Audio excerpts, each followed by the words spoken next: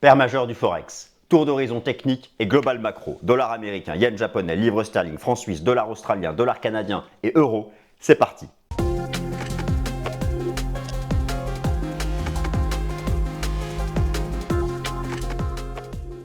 Alors chers amis, je suis ravi de vous retrouver pour la nouvelle édition du Fast and Forex. Nous sommes le mercredi 27 septembre 2023. C'est naturellement la fin de l'été, la fin du troisième trimestre boursier. Quel troisième trimestre boursier étonnant sur le marché d'échange flottant de son petit nom, le Forex. Le dollar américain a été la devise leader sur le marché d'échange cet été, envers et contre toutes les attentes du fait que au début de l'été, moi j'ai repris les anticipations de politique monétaire. Les analystes étaient fous, ils envisageaient un pivot de la Fed à la rentrée, mais rappelez-vous d'ailleurs, je vous l'expliquais régulièrement, que la Fed nous le disait, les yeux, dans le blanc des yeux, arrêtez de rêver. Et la Fed a tenu la barre, a tenu son cap. Et logiquement, eu égard au fait, à la différence de toutes les banques centrales majeures, on va parler de toutes les monnaies. Je vais vous dire ce qui se passe sur le franc suisse, mais le franc suisse, vous vous en souvenez, j'avais fait une émission spéciale en août en expliquant qu'il était possible que la BNS crie victoire et adopte le statu quo. C'est ce qu'elle a fait. Le franc a fait son point haut.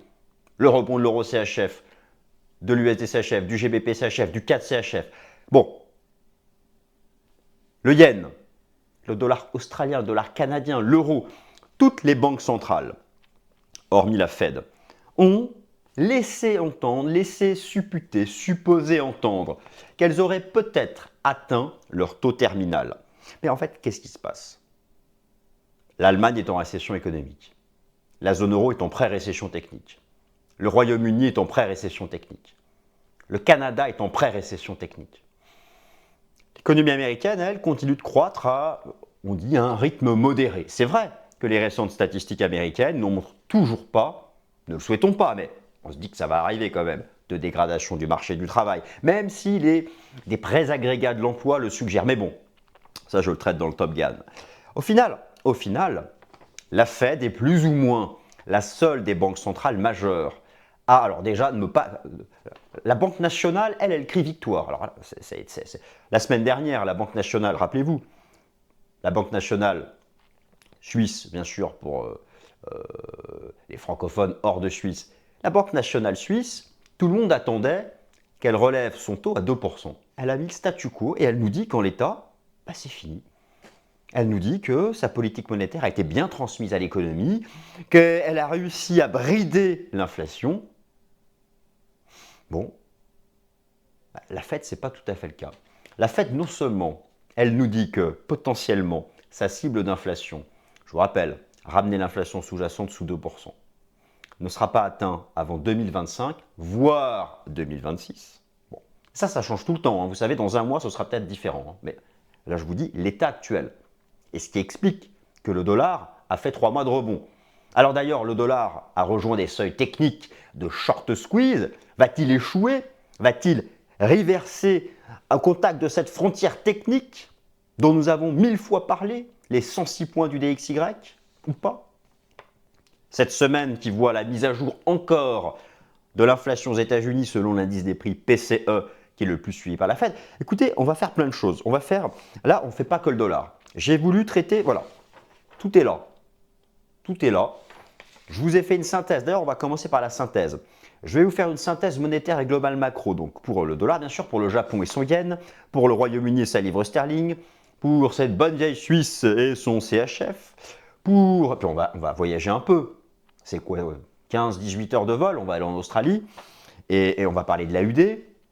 Le dollar australien, attention, très corrélé positivement au yuan renminbi. Le dollar canadien, attention au prix du pétrole. Je vais vous rappeler toutes ces corrélations, mais je vous fais aussi un topo sur les toutes dernières décisions de toutes ces banques centrales. Mais en fait, on se fait un tour d'horizon des banques centrales, puisque souvent, est-ce que je lis tous les commentaires que vous me laissez. D'ailleurs, je vous en remercie.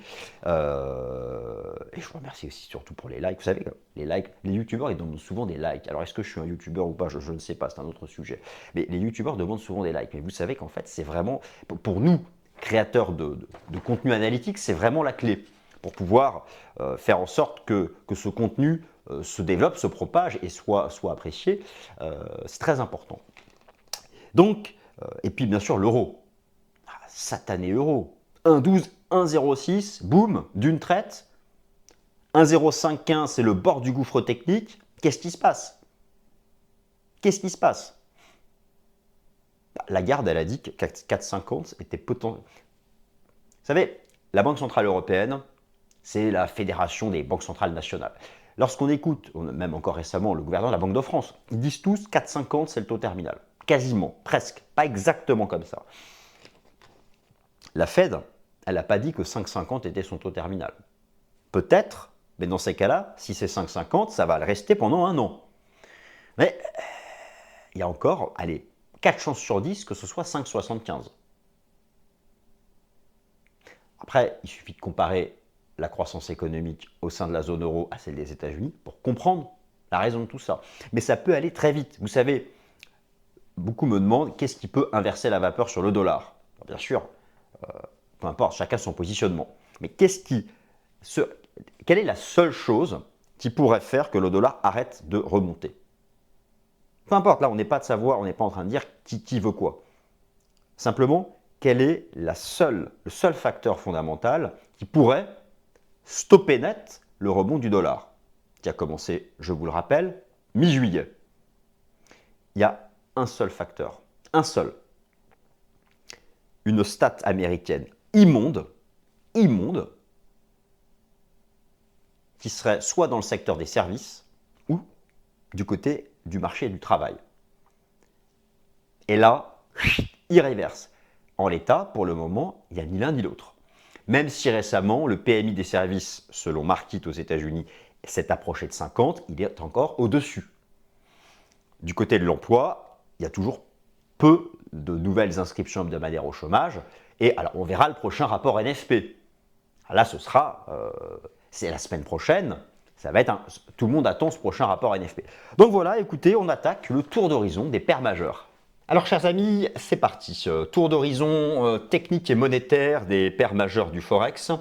Alors, j'ai comme d'habitude pris le temps de tout mettre à l'écrit, et puis j'ai même organisé ça dans un tableau. D'ailleurs, on va commencer par la synthèse qu'on va prendre le temps de lire ensemble.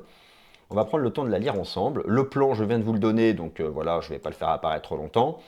Et on commence par une synthèse globale macro, regardez-moi ce beau laser, des paires majeures du Forex, avec donc ce tableau. Alors, le tableau, on va le lire. Oui, on va le lire en entier. Oui, oui, je vous confirme. Nous allons le lire en entier. C'est pas très long. Parce que je veux qu'on commence par prendre le temps d'avoir tous en tête les dernières décisions de politique monétaire des banques centrales majeures. Ensuite, qu'est-ce que je fais? Je vais prendre chacune de ces monnaies, de ces banques centrales, et on entre dans les détails et dans les illustrations. Vous souhaitez aller directement à la partie d'une monnaie qui vous intéresse, vous avez la barre de temps, vous pouvez aller dans la description, et vous avez la timeline, le titre, et vous cliquez sur le minutage, et ça vous emmène direct là où vous voulez que cela vous emmène. Alors, dollar américain, forcément, oui, déjà, lorsque je dis que le dollar est leader, là, je vous ai remis la performance des monnaies majeures du Forex depuis le début de l'été. Alors, me direz-vous, qu'est-ce que c'est que ça, là Là, vous avez les codes des monnaies. DXY, c'est le dollar. SXY, c'est ce bon vieux franc. CXY, c'est le dollar canadien. EXY, c'est l'euro. ZXY, c'est le dollar néo-zélandais. Ah, j'ai oublié de faire le dollar néo-zélandais. Bon, ben, je le ferai la prochaine fois. Dollar australien, c'est AXY, le yen, c'est GXY, et la livre sterling pour British, c'est BXY. Donc, oui, depuis le début de l'été, le dollar est patron. Mais regardez, il était avant, il est passé de la dernière place à la première en 3 mois. Il a douché tout le monde. Alors, essayez de comprendre pourquoi. Donc, alors, le dollar américain. Donc, l'inflation nominale est à 3,7%, toujours nettement au-dessus de la cible de la Fed. Le taux d'intérêt de la Fed est à 5,50, le rendement obligataire à 2 ans est à 5,10. Bon, alors on se dit qu'effectivement, tant que le rendement obligataire à 2 ans est à 5,10, effectivement, que le taux terminal est plus probablement 5,50. Alors que l'inflation nominale est en léger rebond du fait du rebond du prix du pétrole et que l'économie américaine reste en croissance modérée, l'inflation sous-jacente continue de reculer. En revanche, elle est nettement au-dessus des objectifs de la Fed en matière de stabilité des prix. Le marché spécule sur le fait que le taux de 5,50 soit éventuellement le taux terminal de la Fed. 5,75 reste possible dans tous les cas, et c'est ça qui a soutenu le dollar. La durée avant le pivot sera de plusieurs mois et peut-être même seulement en 2025. La Fed a donc affiché son intransigeance à la différence des autres banques centrales. Vous allez voir, les autres, elles ont eu un discours plus, elles ont tenu compte du fait que leur économie était en pré-récession. Voire, en Europe, l'Allemagne, elle, est en récession. Vous prenez les 2 derniers trimestres de croissance du PIB allemand par trimestre, mais en rythme annuel, c'est négatif. Donc c'est de la récession. Technique, on verra sur l'année complète. Excusez-moi. Le yen japonais. Alors le yen japonais, lui, ça a été tout le contraire. Il continue de chuter. Faut-il d'ailleurs acheter le yen, shorter l'USD yen? Alors, la Banque centrale du Japon, elle a surpris tout le monde. L'inflation nominale se situe à 3,2%. C'est légèrement au-dessus du taux d'intérêt de la Banque centrale du Japon, mais pourtant, le taux d'intérêt de la BOJ est à moins 0,10. C'est le seul taux négatif au sein des banques centrales majeures. Et le taux obligataire à 2 ans est à 0. Bien que le marché spécule sur une normalisation de la politique monétaire de la BOJ, Bank of Japan, ne semble pas prête d'arrêter sa politique monétaire ultra accommodante, car l'économie est en net ralentissement. Par conséquent, le yen japonais est en chute libre sur le Forex, mais attention, certaines interventions de la BOJ peuvent freiner cette baisse. La Banque d'Angleterre a adopté contre toute attente le statu quo monétaire en laissant son taux directeur stable à 5,25, au plus haut depuis l'année 2008 cependant. Le marché anticipait une dernière hausse à 5,50. Il serait donc possible que la Banque d'Angleterre ait atteint son taux terminal, ce qui a mis la pression sur le GBP. En revanche, attention, la politique monétaire de la Banque d'Angleterre reste restrictive, l'inflation étant encore largement au-dessus de la cible, donc prudence. La Banque nationale suisse, c'est la seule qui crie victoire. La Banque nationale est la première des banques centrales majeures à crier victoire dans sa lutte contre l'inflation, ramenée à 1,6% en rythme annuel. La BNS a d'ailleurs maintenu contre toute attente son taux directeur à 1,75, alors que le marché avait anticipé une hausse à 2%, et a jugé que le resserrement monétaire des derniers mois était adapté. Voilà, c'est jeter des fleurs, à contrer d'éventuelles nouvelles pressions inflationnistes. Conséquence immédiate de ce nouveau positionnement monétaire, le franc suisse s'est retourné à la baisse sur le FX. Rebond de l'euro CHF, rebond de l'USD CHF. D'ailleurs, les supports techniques ont tenu. Le dollar australien, alors l'économie australienne reste en croissance modérée grâce à la résilience du secteur des services, à l'image de l'économie américaine. En revanche, la Banque de réserve d'Australie, la RBA, a adopté le statu quo monétaire sans confirmation qu'il s'agisse du taux terminal. Alors attention à une chose, le dollar australien est très lié via une corrélation positive au yuan renminbi chinois. J'en parlerai. Pour la Banque du Canada, la Banque du Canada est actuellement en pause monétaire avec un taux overnight à 5%. L'économie canadienne est en état de pré-récession technique avec une croissance trimestrielle égale à 0, alors que l'inflation nominale est en rebond à 4%. La Banque du Canada, BOC, semble vouloir privilégier des taux élevés sur longue période à de nouvelles hausses de taux. Alors, il y a aussi un lien entre le dollar canadien et le rebond du prix du pétrole. Et enfin, l'euro, l'économie de la zone euro est en stagflation, l'économie allemande est même en récession technique. L'inflation sous-jacente au sein de la zone euro est largement au-dessus de la cible de la BCE, avec une lecture à 5,3. Mais voilà, il est vrai que le taux de refinancement de la BCE vient d'atteindre 4,5%, au plus haut depuis 22 ans. Et donc la Banque Centrale Européenne de Madame Lagarde a laissé entendre qu'il pourrait s'agir du taux terminal. C'est ça aussi qui a accéléré la baisse de l'euro. Alors maintenant, voilà, on va faire le point maintenant plus en détail sur tous ces éléments. Voilà, est-ce que le dollar est proche de la fin de son rebond? Alors, dollar américain, dollar US. Le dollar US est effectivement proche du seuil technique de short squeeze, sur fond donc d'une intransigeance de la Réserve fédérale des États-Unis. C'est vrai que ça a surpris tout le monde, mais en fait, ça a surpris ceux qui voulaient bien se laisser surprendre. C'est-à-dire que je vous ai remis ici le cycle des taux d'intérêt de la Fed. Bon, voilà, très bien, hein, la politique de resserrement monétaire qui a commencé en 2022. Jamais la Fed n'a laissé entrevoir que son taux terminal était atteint. Moi, je me souviens encore qu'en juin dernier, je regardais l'outil CME Fed Watch Tool, les anticipations vis-à-vis de la Fed, c'était qu'un pivot aurait lieu à l'automne. Bon, bah, et en plus, les membres de la Fed disaient, arrêtez, quoi, arrêtez d'imaginer ce scénario-là. Alors, il y a quand même, qu'est-ce qui pourrait faire qu'à un moment ou un autre, le dollar cesse son rebond? Soit un mauvais chiffre dans le secteur du travail, pas le secteur du travail, sur le marché du travail, soit un mauvais chiffre dans le secteur des services cette fois-ci. Alors justement, il faut être assez prudent. Je vous remontre ici la mise à jour la semaine dernière du PMI, donc composite aux États-Unis selon Markit. Il est au niveau des 50, juste au-dessus. S'il devait basculer sous 50, ce serait vraiment un signal de pré-récession. Et la lecture des services est à 50,3. Donc là aussi, il faut faire extrêmement attention. D'ailleurs, cette semaine, pour les États-Unis, vous avez la mise à jour de l'indice des prix PCE. Et en fait, si vous voulez, c'est ça tout le débat. Le débat est de savoir, vous avez donc actuellement un rebond de l'inflation nominale aux États-Unis. Alors ce vendredi, vous allez avoir la mise à jour du PCE, actuellement à 3,3, il devrait remonter à 3,50. Je suis ici sur l'algorithme de la Réserve fédérale de Cleveland, mais regardez l'inflation sous-jacente. Elle, qui est à 4,2, devrait baisser à 3,95 puis 3,80.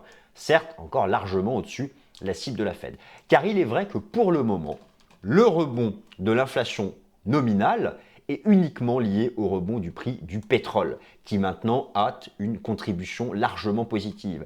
Alors que l'inflation alimentaire est proche de basculer en territoire négatif, que l'inflation immobilière a repris sa tendance baissière et que vous avez de nombreuses composantes de l'inflation qui sont maintenant s'enfoncent en territoire négatif.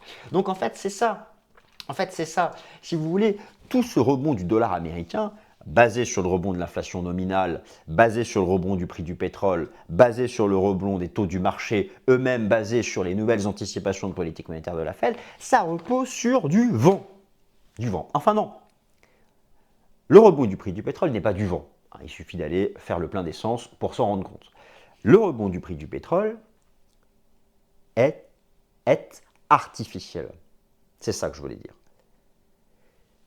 Uniquement, mais ça j'ai traité le sujet dans un autre Fast and Forex, parce que l'Arabie Saoudite et sa copine, la Russie, ont fermé le robinet. Sauf que ces deux pays ont tout donné. Je vois mal l'Arabie Saoudite aller jusqu'à 5 ou 6 millions de barils le jour. Donc, ceci aura une fin. À un moment ou à un autre, ça aura une fin. Alors que les perspectives de consommation en Occident sont decreasing. Voilà, c'est ça. Alors, après, voilà, la question se pose, y a-t-il un risque de voir l'inflation nominale venir relancer l'inflation sous-jacente, celle qui exclut les éléments les volatiles? Pour l'instant, ça ne semble pas être le cas, mais il ne faudrait pas que le pétrole dépasse le seuil des 93,50. Ça, j'ai déjà eu l'occasion de vous en parler à plusieurs reprises. Il est très important que le pétrole échoue sous ce seuil. Pour le moment, alors ce qu'on constate, c'est que le seuil technique que nous avons identifié ensemble était le bon, les 93,50, qui sont vraiment un cluster technique. Voilà, pour l'instant, on est en dessous. Donc, il faut absolument éviter ce scénario-là. Car un scénario de ce type-là, sur le pétrole, serait vraiment archi bullish pour le dollar américain. À un moment où le dollar américain est revenu au contact de ce que moi j'appelle un seuil technique de short squeeze, c'est vrai que ça fait peur. Ça fait peur. Ici, vous aviez le point de départ de la hausse du dollar à l'été 2021, un super golden cross. Là, il y a eu un death cross. Là, on se refait un golden cross. On arrive au contact de ce seuil de short squeeze sur le dollar US, du fait de la baisse de toutes les monnaies par rapport à lui depuis 3 mois, du fait de toutes ces décisions de politique monétaire de banque centrale qui sont venues se faire à l'opposé de celles de la Fed. Et donc voilà, c'est vraiment tout l'enjeu de cette semaine. Sur le Forex, le dollar va-t-il être capable de franchir cette zone ou pas? Il y a au moins la place pour faire un retracement. Moi, je ne serais pas surpris. Déjà, le fait que je ne serais pas. Regardez l'euro-dollar. Alors attention, je ne sais pas si on est vraiment dans cette structure de vague 2 avant une 3. Ça, c'est une hypothèse, d'accord? Ce que je veux dire par là, c'est qu'on arrive au contact d'un énorme support. Voilà. Mais c'est vrai que bon, d'un point de vue des indicateurs de momentum, c'est un support qui peut sembler menacé. J'en parlerai tout à l'heure pour le cours de l'euro-dollar. Voilà. Regardez comme en hebdo, le dollar US semble entrer dans le nuage assez facilement. Bon, on est vraiment, voilà, c'est la fameuse zone des 106 points. Hein. Ça se joue vraiment maintenant. Donc, pour le dollar, cette semaine, les chiffres de l'inflation qui vont être publiés ce vendredi seront majeurs et bien sûr, tous les indicateurs d'activité de l'économie américaine. Alors, on va continuer le tour d'horizon. Le dollar US est en train de reprendre sa première place sur le marché d'échange. Ce que je voulais aussi vous rappeler ici, c'est que si le dollar US est remonté si haut, c'est en grande partie parce que toutes les monnaies face à lui ont chuté du fait des décisions de politique monétaire que je vous ai décrites en introduction. Et il y a aussi quelque chose de très important à prendre en compte, ce sont les spreads de taux d'intérêt. Vous savez, la tendance d'une monnaie sur le marché d'échange, c'est avant tout la tendance de l'écart relatif entre les taux d'intérêt d'un pays par rapport à un autre, chacun ayant sa propre monnaie. Bon, le dollar US restera haussier tant que vous aurez des spreads de taux en hausse. Les spreads de taux, je les ai représentés ici en faisant la soustraction entre le taux obligataire américain à 2 ans, moins celui du Japon, moins celui de la Suisse, moins celui de l'Allemagne, moins celui de l'Australie, moins celui du dollar canadien, etc. L'Allemagne pour la zone euro. Eh bien, pour le moment, au stade actuel, tous ces spreads sont haussiers. Mais notez que face au Japon, on arrive sous résistance. Voilà, donc c'est vraiment ça qu'il faut regarder. Et ça montre effectivement que le marché joue ce différentiel en faveur de la Fed. Donc, alors, vous avez bien compris que la suite de la tendance du dollar, pour moi, eu égard au fait que tout le monde a compris le positionnement de la Fed, alors qui lui peut changer, soit si on a un mauvais chiffre dans le secteur des services, soit un mauvais chiffre du côté du marché du travail américain, mais imaginons que ce ne soit pas le cas. Dans ces cas-là, le dollar aura son inertie. Qu'est-ce qui pourrait stopper son inertie haussière? Dans ces cas-là, eu égard au poids relatif que je vous ai montré des autres monnaies dans le calcul de l'indice de devise des XY, il faudrait des datas qui concernent les autres monnaies, et notamment l'USD Yen, c'est 15% du DXY, l'euro-dollar c'est 50%. Donc, à tout moment, la Banque centrale du Japon, elle a surpris tout le monde. La Banque centrale du Japon, elle a maintenu son taux négatif, donc forcément, voilà, mais en même temps, parce qu'elle ne veut pas contraindre l'économie, et parce que l'inflation ne s'est jamais vraiment envolée comme en Occident, mais en même temps, la Banque du Japon, elle mesure le risque en termes de sortie de capitaux que peut représenter la chute de sa devise. Et donc, elle est susceptible d'intervenir. D'ailleurs, récemment, la Banque du Japon et la Banque centrale de Chine sont interrompues pour freiner la chute de leur monnaie, c'est-à-dire freiner la hausse de l'USD Yen pour la Banque du Japon et la hausse de l'USD CNY pour la Banque populaire de Chine. Donc, il faut être prudent par rapport à ça. Le yen japonais, pour le moment, reste donc en chute libre. Il est vrai que la priorité de la Banque centrale du Japon, c'est de contrôler la courbe des taux, mais la stabilité du yen peut être aussi un objectif. Alors, pourquoi le yen est en chute libre? Regardez ce que je vous ai remis ici. Je vous ai remis un comparatif des taux des banques centrales majeures. La seule, regardez, vous avez le taux de la Fed, de la Banque d'Angleterre, de la Banque du Canada, de la BCE, de la Banque d'Australie, de la Banque centrale de Chine, de la Banque nationale suisse et la Banque centrale du Japon. Voilà, c'est la seule qui est négative. Alors, attention aussi à quelque chose. Sur le taux USD Yen, il est très important de surveiller le niveau qui est actuellement en train d'être atteint, car ici, je vous rappelle qu'en octobre 2022, c'est la Banque du Japon qui est intervenue.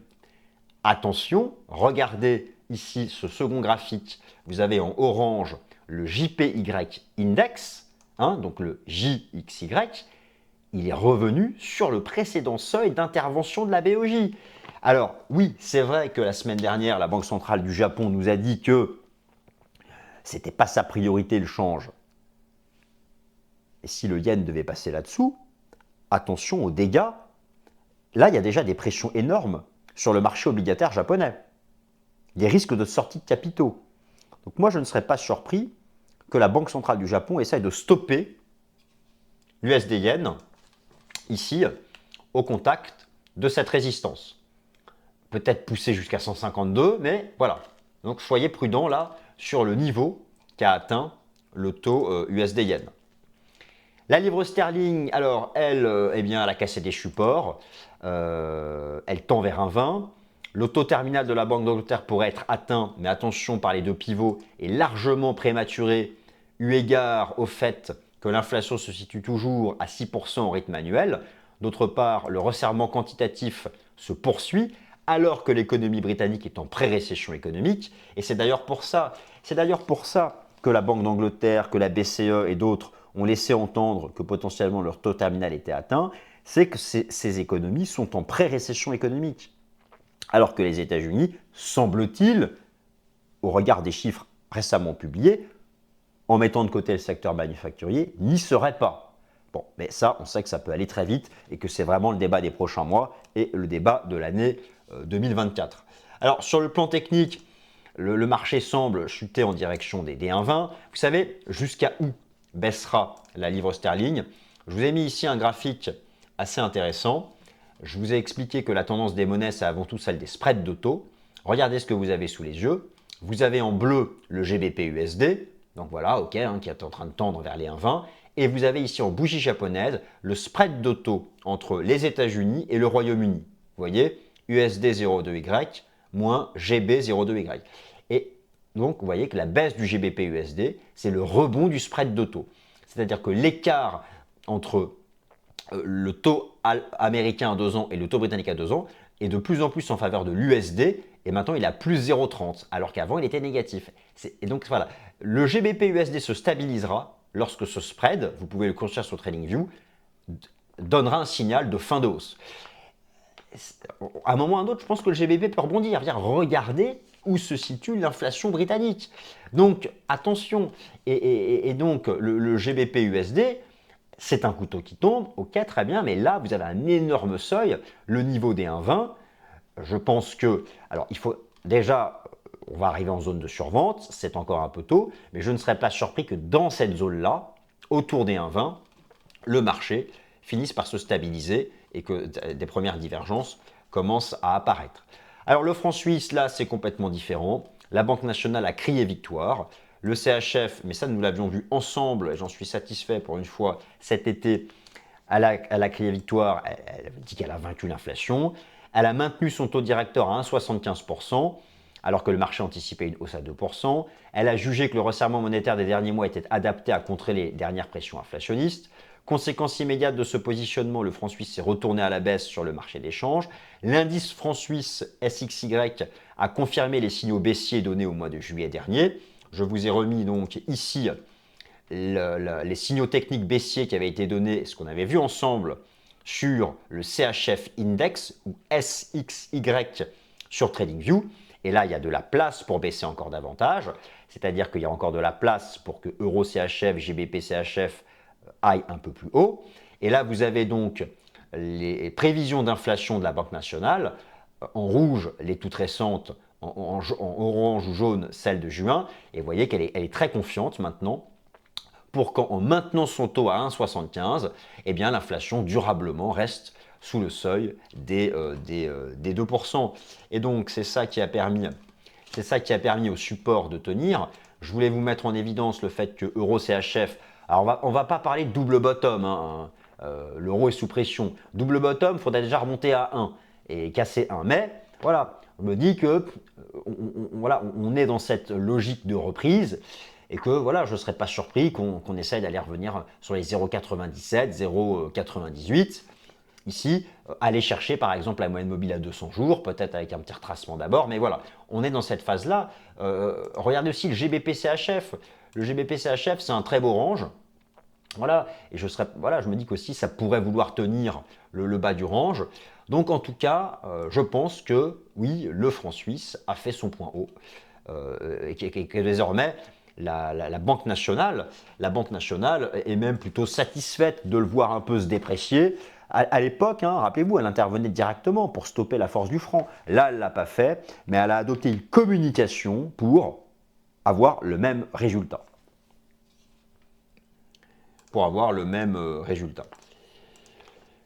Le dollar australien, alors statu quo provisoire car la cible d'inflation est encore très éloignée. Alors pourquoi le dollar australien ne rebondit pas?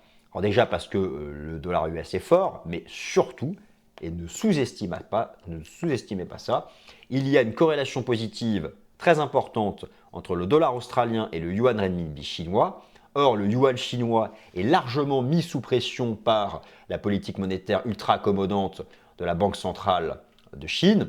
Alors, vous avez ici un graphique en orange, vous avez la tendance de l'USD-CNY, et là, l'AUD-USD. Bien regardez, le point de départ de la baisse de l'AUD-USD, c'était le point de départ de la hausse de l'USD-CNY. Lorsque l'USD-CNY monte, c'est le CNY qui chute, le yuan renminbi. Donc, avant d'acheter l'AUD-USD, il faut que vous ayez un signal de renversement à la baisse de l'USD-CNY. Alors, avons-nous actuellement un signal de renversement à la baisse de l'USD-CNY? Ce que je sais, c'est que nous sommes sous résistance. Donc, c'est vrai qu'on se dit, et qu'en plus, ici, la Banque centrale de Chine intervient. Donc, voilà, effectivement, voilà, si on devait casser ce support, des 7,25 sur l'USD-CNY, alors, dans ces cas-là, oui, l'AUD-USD pourrait entrer en rebond. Mais pour le moment, ce n'est pas le cas. Donc, je comprends qu'on veuille surveiller cette zone. C'est une belle zone de retracement, le support des 0,6380. Mais il faut attendre soit de casser une résistance, mais surtout, je pense qu'avant d'acheter, tant que le CNY est sous pression, il ne faut pas acheter l'AUD. Il peut revenir là. Mais il va peut-être tenir ça et dépasser cette résistance et rebondir à 0,68, si et seulement si il y a une intervention vigoureuse de la Banque centrale de Chine pour faire retomber l'USD CNY. Ça, c'est vraiment… Et puisque je suis sur ce sujet des corrélations, en ce qui concerne le dollar canadien, eh bien, la corrélation, alors bien sûr, oui, il y a peu de différence entre la politique monétaire de la Banque centrale du Canada et celle de la Fed. Par contre, il y a une connexion importante entre le dollar canadien et le prix du pétrole. Et effectivement, alors, a priori, la Banque du Canada a atteint son taux terminal avec un taux overnight à 5, ok, qui est maintenant stable. Très bien. Maintenant, si je retourne sur la tendance du dollar canadien sur le marché d'échange, c'est un canal. Alors déjà, en hebdo, dans cette ligne de tendance, on est complètement neutre, on est dans le nuage, ok, très bien. Maintenant, on a cette espèce de canal à faible pente. Là, c'est vrai qu'on a tenu… Alors, récemment, le dollar canadien, l'USD CAD a baissé. Si l'USD CAD a baissé, c'est parce que le CAD a été soutenu par le prix du pétrole. Mais voilà, si le prix du pétrole devait échouer sous 93,50, ça pourrait mettre la pression sur le CAD et relancer l'USD CAD. Donc là, on est complètement neutre en données hebdomadaires. On est dans un canal à faible pente, on est en plein milieu. Qu'est-ce qui va trancher entre aller rechercher le haut du canal, végéter ici ou retourner dans le bas du canal? Numéro 1, la tendance du DXY. Clairement, la tendance du DXY, ce sera soutenu, surtout décidé par l'euro-dollar, le GBP-USD et l'USD-Yen. Et puis aussi le prix du pétrole. C'est-à-dire que si vraiment le pétrole là devait retracer et ne pas dépasser… Par contre, si le pétrole dépasse 93 et va à 100 $, ce truc va baisser. Si le pétrole va à 100 $, le CAD va être soutenu et l'USD CAD va baisser et venir dans le bas de son canal. Donc c'est ça, tenez compte de tout ça pour l'USD CAD. Le lien du CAD avec le pétrole et le lien de USD CAD avec la tendance du DXY. Le DXY étant lui-même drivé par actuellement euro-dollar, GBP USD, USD-Yen. Est-ce que vous me suivez? C'est pour ça que je crée des tableaux pour tout vous faire la synthèse de tout. Sinon, on ne comprend plus rien. Bon, voilà. Et donc l'euro, alors l'euro, a priori, si l'on en croit les banquiers centraux, le taux terminal de la BCE serait atteint à 4,50 sur fond de pré-récession économique. Encore récemment, le gouverneur de la Banque de France a laissé entendre que le taux terminal pourrait être atteint. C'est vrai que l'euro-dollar a subi beaucoup de pression. Il est proche du gouffre technique à 1,0516.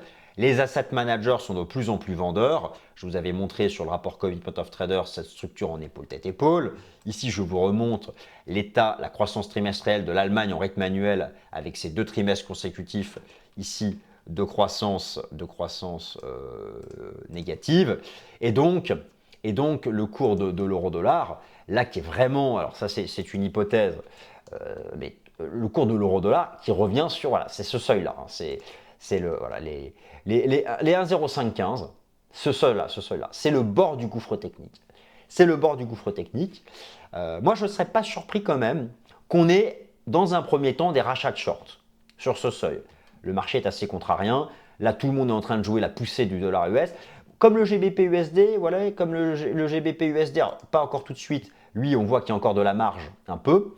Mais voilà, je ne serais pas surpris que sur le cours de l'euro-dollar. Dans un premier temps, on arrive à rebondir sur un 0,515 et ensuite, la suite dépendra des fondamentaux.